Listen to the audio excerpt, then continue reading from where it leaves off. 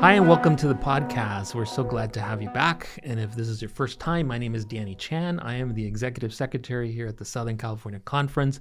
I'm also the ministerial director, and that means that I pastor pastors. And in this podcast, we talk about some hot topics or some top needs or things that we should be focusing on when it comes to pastoral ministry. Or if you're a ministry leader, this might relate to you as well. So thank you so much for being here. And to discuss some of these topics, I usually have a guest with me. And today I'm so excited to welcome Isaí. Thank you so much for being with us, Isaí. Welcome. Thank you so much. Thank you so much for having me, Danny. It's a pleasure to be here, and it's really an honor to get to discuss this topic.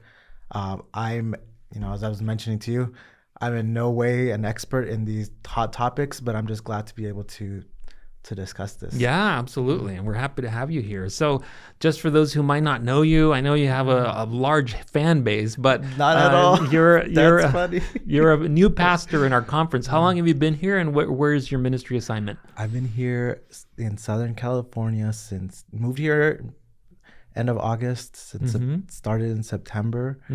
And so I think 7 months now almost. Yeah. And it has been an awesome journey. It's been so exciting. Amazing. I'm at West Covina Hills Seventh-day Adventist Church. Great church. Yeah. So I'm there as an associate. And for those that are on YouTube right now, we also have a Bible study podcast, so you can check it out. Ooh, yeah. We'll link it down below. Yeah. Look at us. I never thought. I'm just throwing my plugs in when I can. There you go. And you're just introducing me. But I'm associate pastor, youth and young adults, and among other ministries. But I am just happy to be ministering along a couple of other pastors there, and getting to know that community. It's been a fun ride so far. Yeah, amazing. And I know you personally, and so I know that you're finishing up your Master's of Divinity. Yes. You're also working on a dual master's degree. Tell us about that. Yeah, I just love school. You must. Yeah. When I was going to Andrews, I just wanted to get as much as I could out of school. And where else could I grow as a person? And I realized I wanted to grow not only in my ministry in the theological, which is great. I think in seminary took 1-2 classes on counseling to youth, and in pastoral counseling. And in both classes, what was amazing is that both of my professors were encouraging for me to do social work. And I think God just opened the doors for me to really see that I want to also provide holistic care, that mental, emotional care, because really pastoral ministry is ministering, shepherding to people, providing care in the holistic sense. And that's what I want to do. Yeah, that's beautiful. So it doesn't mean that you're going to one day be a social worker. It means that you're trying to blend these two disciplines together. Right? Yeah. And I never know where God is leading, but I'm just faithful to his calling. Yeah. I do see how it is ministry, and really, I think you said it well. It blends. It really goes hand in hand with how God is calling me to recognize that we, as humans, we are made up of so much experiences and emotions, and as humans who are created in his image, we to provide the whole care is really important. So wow. I see ministry as providing that care, or at least being able to address those issues. Yep. We won't ever have full healing here on earth, but I think we, as much as we strive towards that, we are able to also receive and understand the gospel in such a deeper way as well. That's beautiful. And as you mentioned, we do live in a world where we're ministering to brokenness, and even sometimes out of brokenness. There was, you remember a few weeks ago, Pastor Dr. David Sadlicek came and he spoke to our pastors, an amazing presentation. And I was surprised to find that in a study that he conducted at the seminary, that pastors or seminarians reported a much higher incidence of adverse childhood experiences than the average population. Were you aware of that? And what has your study in trauma and at the trauma center taught you about this? Yeah, I wasn't aware of it to that extent, and that those findings, the findings of his study were really interesting, because I think that we all as humans go through so many things. We all go through things in our childhood, and really ACEs go through. I think ACEs were, especially a study that was done originally here in the U.S. But even it's interesting here in the U.S., like the three things that ACEs cover, there's three realms: is the households, the community, and the environment. Whether there's things that happened at home, or things that were witnessed at home, whether that was in the community, such as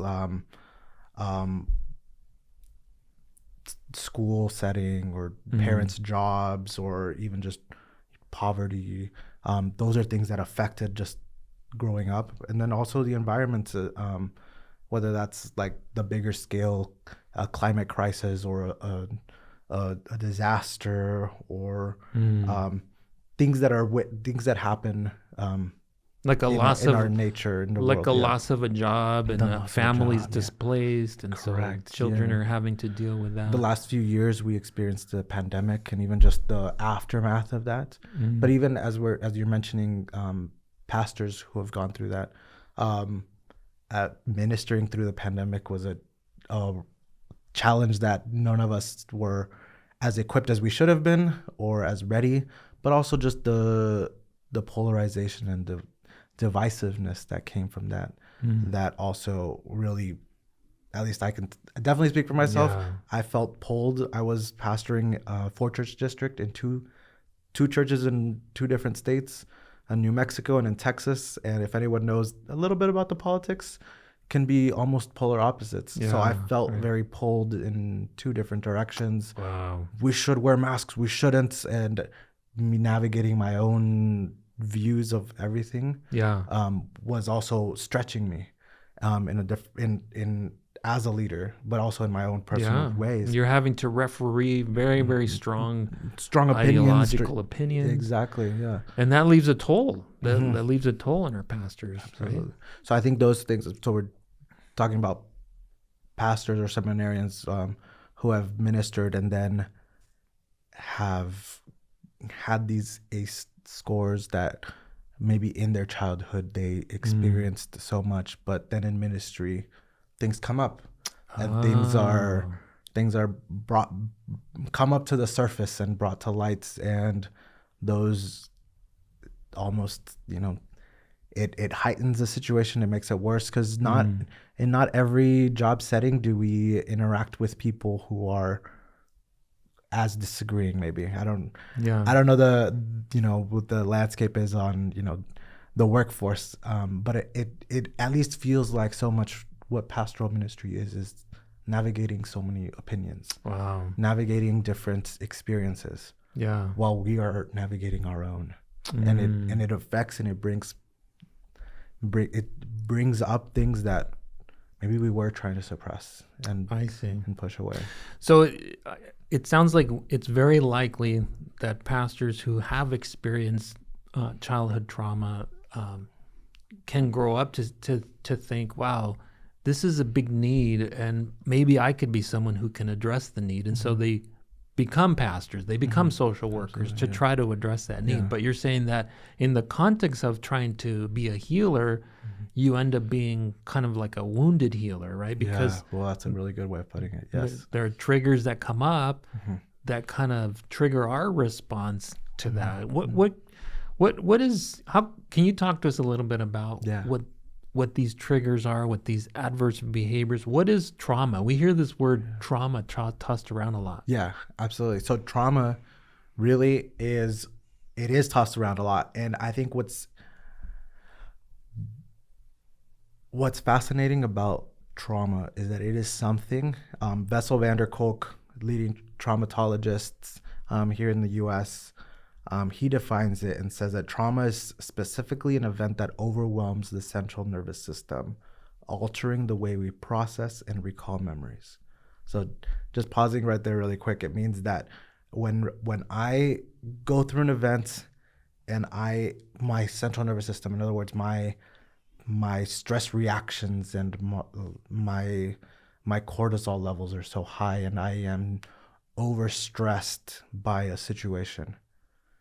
And it says that it alters the way that we recall memory. So I can recall something, but when I recall it, my stress goes up, my heart rate goes up.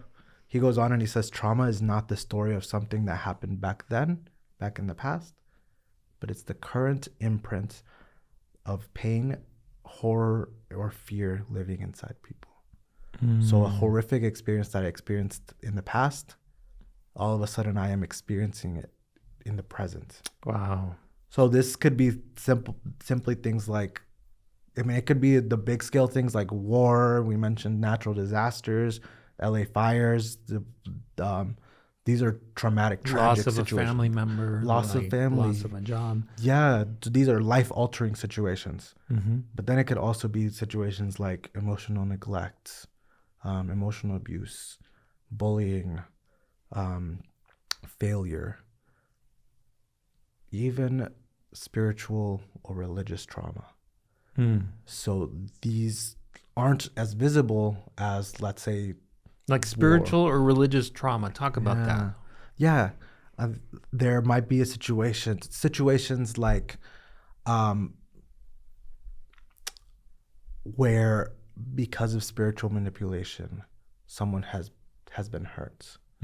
Someone has been hurt in the name of God, or because of church, there has been, even as I mentioned, bullying or emotional abuse within church. Like when like perfectionism is drilled into somebody so that their self-worth is just so much less. Would that be considered trauma? Absolutely. Yeah. And that happens a lot, unfortunately. So much. Like a lot of legalism, or a lot of that causes our self-worth to be questioned. Because what it says is that you don't measure up. You are not measuring up. And so what you said, your self-worth, and currently right now, you are not good enough. You don't measure up. Yeah. Right?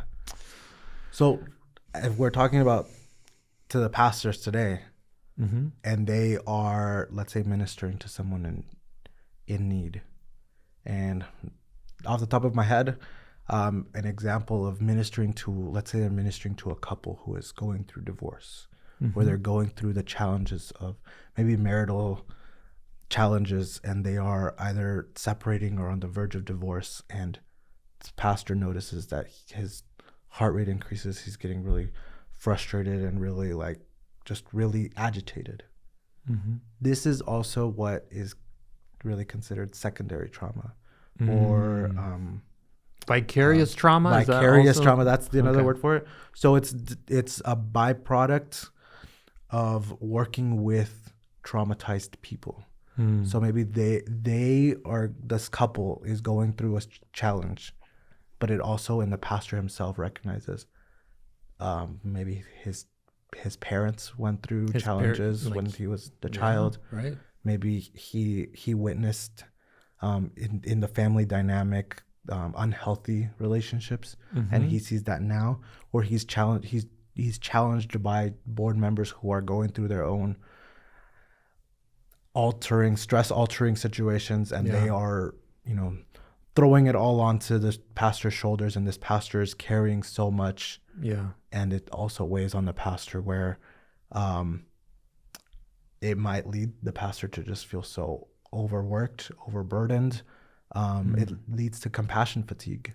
Whether it looks like compassion, because often it might look like the pastor is just, the pastor has run out of compassion. All of a sudden he's too busy for us, or he's isolating himself. Right. But it's because his cup was so full he couldn't take on more. Right.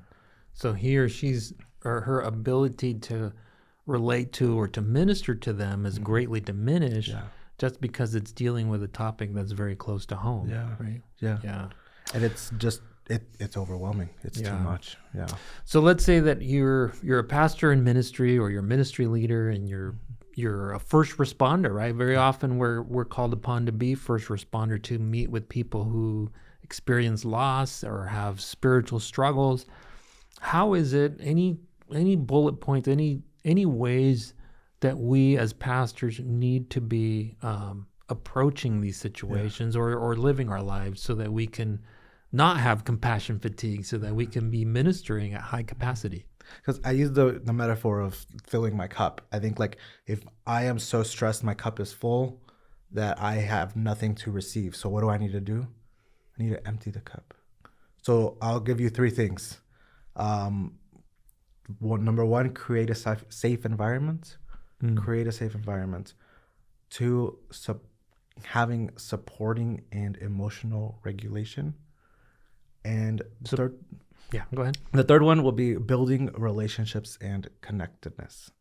So these might be so simple, and it might seem so simple, and the thing is that they really are, but we don't create space in our lives for them. So creating safe environments. Means, what does that look like? A safe environment. What do you mean by that? Yeah, it means, and you mentioned Dr. David Sedlacek. One of the things that he said is, pastors, we need to have boundaries. We need to learn to say no. I don't have time for that. I can't at the moment. Or he even said his wife would just tell him to simply say no.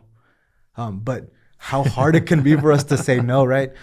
Just create. It's very hard. It's like, as so a pastor, hard, somebody says, "Oh, I need counsel. Pastor, I need to meet with you. Pastor, I need this." And my heart is just like, I want to make space for that. So maybe even just saying, "Hey, at the moment, I can't.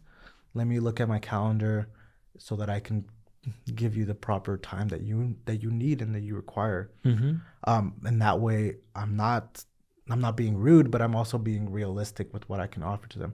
Because it's so hard also to show up and just be like, okay, let's talk. And it's just like, yeah, right. Now it's just, pastor's bothered to be here. Yeah, so you're not going to be, if you do meet them, you don't have boundaries, you meet with them and you're not fully present, or you're not able to, or you get home and you're so depleted that you can't be a spouse, you can't be a family person. So boundaries really, really important. Boundaries, get it? So important. But also, creating a safe environment means having safe people, having a safe support system, good connections with people. Our brains, this is what's so fascinating. We are created in the image of God, and God is a relational being. Our brains are our brains are created for relationship. Our brains are wired for relationship, but trauma wires them for protection. I'm gonna protect myself. I'm gonna hide. My fight or flight says I'm either gonna fight, I'm gonna flee the situation, I'm gonna be a fawn and just go along with the situation, or I'm gonna freeze. I'm gonna tense up. I'm gonna get really, really tense, and I don't relax. But we need connection. So what's interesting in this is, studies have found that our brain, or the neuroplasticity of our brains, is that it creates these pathways when we have traumas. And that's why often even veterans won't recognize that they have traumas, they have PTSD, because they might not have addressed those situations, and then fireworks go off on 4th of July and they are hiding under something under the table because they're afraid, and it's a memory. It's like a trigger, right? Exactly, it's a trigger. So what helps with that is really intentional connections. It's being able to have a safe space where those things are discussed, where those things are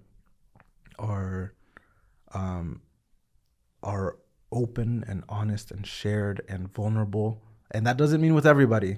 That doesn't mean oversharing. That doesn't mean opening your heart every time and expecting people to cry with you every time, because people might just be completely turned off by that. But it means being able to have those safe people. So creating a network of people where we can be safe with. And that's hard to do as a pastor. As pastors, maybe you're the senior pastor and you don't have that with your associates, or vice versa. But that means having the intentionality of finding those people. But you got to find somebody, right? But you have to develop a network. Yes. that really, really can help you in your healing Yes. process. Yeah. Yeah. We get so isolated with all the things we have to do, but we need to create that space for that. And then what was the last thing? The other thing is the second thing was creating the emotional support or emotional regulation. And that just really quickly, simply might mean singing, might mean deep breathing. Yeah. That long inhale, and even longer exhale. There's different breathing methods, but really find one that works for you. If you're and take some time. There's stories. There's so many testimonies. There's stories of even judges who have had to face some traumatic experiences that couldn't sleep and would just breathe deeply several times before bed and slept way better. Massages work great. Sometimes we don't like to be touched, but massages really work great, especially having cold. The cold works really great as well. Really singing, and if we don't like singing, humming works as well. But we really just want to be able to activate our I'm forgetting the name. So singing and humming is a scientifically proven way. Yes, isn't that amazing? Approach. So our vagus nerve, I remember the name. So our vagus nerve, it's our longest nerve in our bodies, and it goes from the stem of our brain all the way down to our back. Really? So it's when we sing or hum, when we feel these vibrations, sometimes people will do a foghorn and they'll just go, and it just activates the vagus nerve and it regulates our nervous system. But these are things that help us to emotionally regulate. Right. The last thing that I mentioned was building relationships and connections. And that just ties in with all of these. Because when we are building relationships, we are supporting one another. We are there for each other. We're helping others. We are prioritizing relationship over other things, over tasks. We are helping our stress levels to come down to regular stress levels. If I can share a quick story, there was an experiment. This is before, what is the animal rights organization? PETA. Before PETA got involved. So I'm just telling a story. But it took scientists took a monkey and put him in a cage and just agitated it and test his stress response, his cortisol levels, through the roof, so high. They just shook a cage. Next thing they did is they put 2 monkeys in there and they shook the cage and they tested their cortisol levels. What's interesting about that is that their stress was lower, both of them. So same condition, but just they were together. They were together, exactly. And their responses were lower, subdued. It doesn't change our situation, but it changes our reaction when we go through it together. We are built for relationship. And of course, as pastors, we should build our prayer routine, our prayer habits. Right. With that, there's so many ways, but even journaling, writing, singing, but we should prayer walks, habits, private prayer time. Absolutely. The more we do it, the more we're able to also take the attention off of ourselves and surrender to God. And the last thing that I want to say is counseling. Therapy and counseling. As helpers, we need help because as mentioned at the beginning, we do face the compassion fatigue, the burnouts, but we need to be able to empty our cup and to empty it in a professional setting as well. Wow. And I think that's just important. We got to get to a point where there's things that we recognize that, wow, this is going to need a little bit more help than even a good community of support. Yeah. It's going to need some experts to walk you through that journey. Yeah. And as you're talking about all these things, man, so much of that is a very holistic approach. Yes. That in our faith, that's kind of the bedrock of our faith, is just taking mind, body, and spirit just together finding healing for the whole person. And the more and more we engage with these practices in these communities, the more healing we'll find, and the more we'll be able to serve others. Thank you so much, Isaí, for being with us for another podcast. If you missed the first podcast that we had with Pastor Isaí, you're not going to want to miss that. That one was so insightful. And these podcasts are going to keep coming. So if you haven't subscribed, you're welcome to subscribe right now so that you can catch on to the next one. Thank you so much for being with us, and God bless you as you seek to be a more holistic healer, right? That's right. In ministry. Yeah. Thank you, Isaí, for being here.